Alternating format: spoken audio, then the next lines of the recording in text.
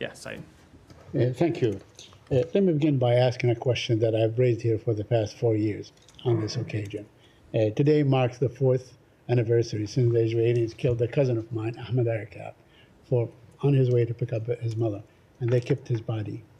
4 years later, do you think that whatever he did not do anything, but whatever he did, warrants to keep a body and prevent the family from having closure? So first of all, my condolences to you, Saeed, for the loss of your family member. I don't know the specifics of the case, but obviously we want to see every family be able to grieve for their lost loved ones and properly bury them and pay their respects. But such a practice is not condoned in any way by anyone. As I just said, we want to see every family be able to pay their respects. And very quickly on your response to Simon, now you're saying that the Palestinians or Hamas, uses human or whatever, civilian facilities and so on for their own purposes and so on. Because this is the person that was killed, Dr. Hani al-Jafrawi, in the missile. He worked for the Ministry of Health, which is, a Hamas run, but he's a civilian. He's been doing this job for 35 years and so on. Does that make that clinic a legitimate target? No, of course not. Yeah. What Israel has said is that there were Hamas militants who were also there and were operating out of there. We don't have the ability to litigate the claims, but as I said, that's what poses such a difficult problem for Israel in conducting these operations, which in no way lessens their burden, but it also makes it difficult in these situations to look at what happened and understand without having all the facts who is ultimately responsible. Israel's responsible for carrying out a strike. Hamas bears responsibility if, in fact, they were embedding themselves among civilian targets.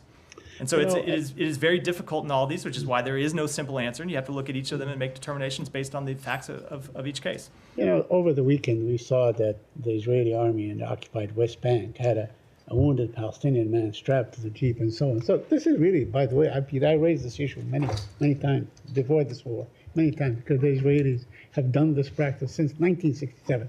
I don't want to go into details of every incident and so on. But isn't that basically the army using Palestinians as a human shield? So I will say we saw that video. It was shocking. The practice was absolutely unacceptable. Humans should never be used as human shields. The IDF should swiftly investigate what happened, hold people accountable. I saw the statement they put out that the actions were inconsistent with the orders those soldiers received, that it is being investigated and the people involved will be dealt with accordingly. That is absolutely appropriate.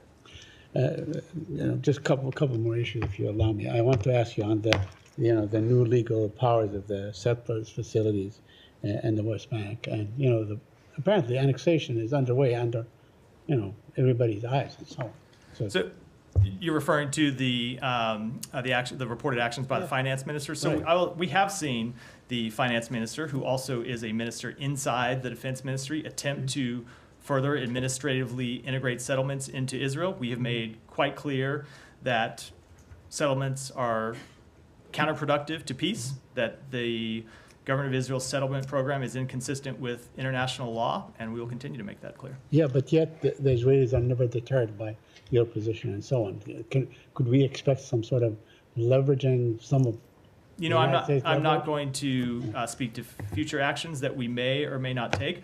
I will just say we will continue to make the case to them that actions like these don't just harm the Palestinian people, but they ultimately are self-defeating.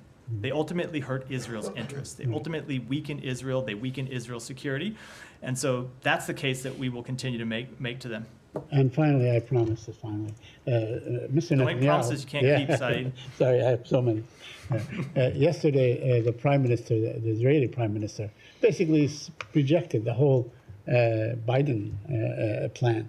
And he said, okay, we want to exchange some of the hostages for few prisoners. And that's it. That's the end of it. So do you still think that the ball is in Hamas's court, and not in Israel's court? So I saw the comments the Prime Minister made yesterday, and then I saw the statement his office put out clarifying that they wanted to secure the release of all hostages. And then I saw the further statement the Prime Minister said today, where he made clear he supports the proposal that Israel put on the table and the President laid out. So I will just say, I think all of us that speak publicly at times make mistakes and misspeak, and when we do so, we have an obligation to come clarify, and we're glad he did. Thank you.